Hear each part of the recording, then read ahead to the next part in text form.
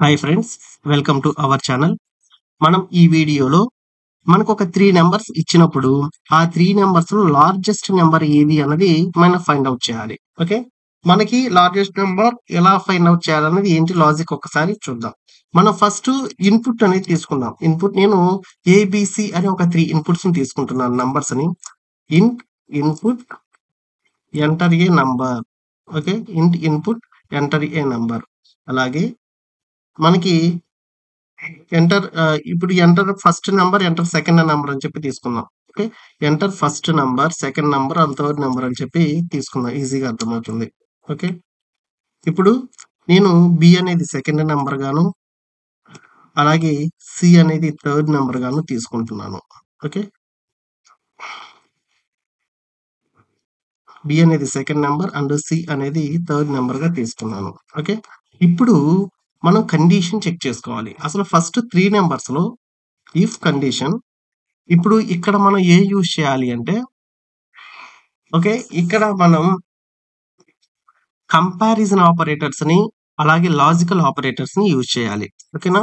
ఇప్పుడు అది ఎలాగంటే, ఇప్పుడు నేను ఫస్ట్ 3 నంబర్స్‌లో ఎగ్జాంపుల్‌కి ఏ బిగ్ అనుకున్నాను. ఓకేనా? ఏ నంబర్ గనక బిగ్ అయితే A is greater than B.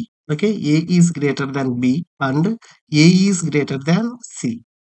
అంటే నాకు ఇచ్చిన 2 నంబర్స్‌లో ఫస్ట్ ఏ గనక గ్రేటర్ అయితే ప్రింట్. ఓకే. ప్రింట్ ప్రింట్ మనకి ఇలాగా ఫస్ట్ ఆ నంబర్ కాల్ ఈజ్ బిగ్గర్. ఓకేనా? Is largest. ఓకే. లార్జెస్ట్. ఈ 3 నంబర్స్‌లో ఏ అనేది లార్జెస్ట్.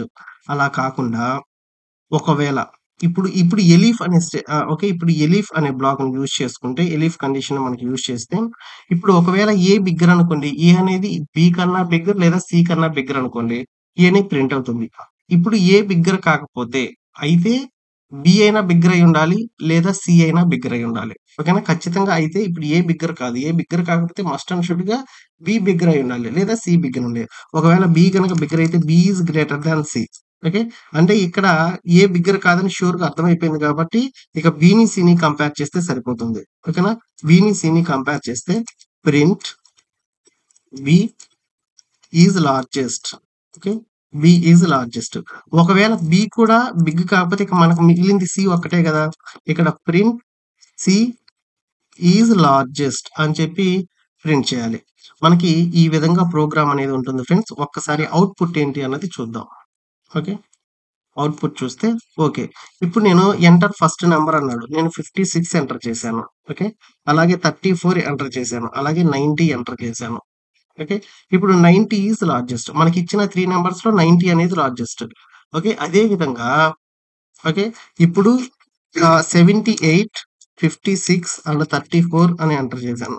ఓకే. 78, 6 అండ్ 4 ఎంటర్ చేశాను. ఇందులో 78 అనేది లార్జెస్ట్. ఓకే. ఈ విధంగా మనం ఏది బిగ్ నంబర్, ఏది స్మాల్ నంబర్ అనేది ఫైండ్ ఔట్ చేయొచ్చు. ఓకే. ఈ I hope you understand friends.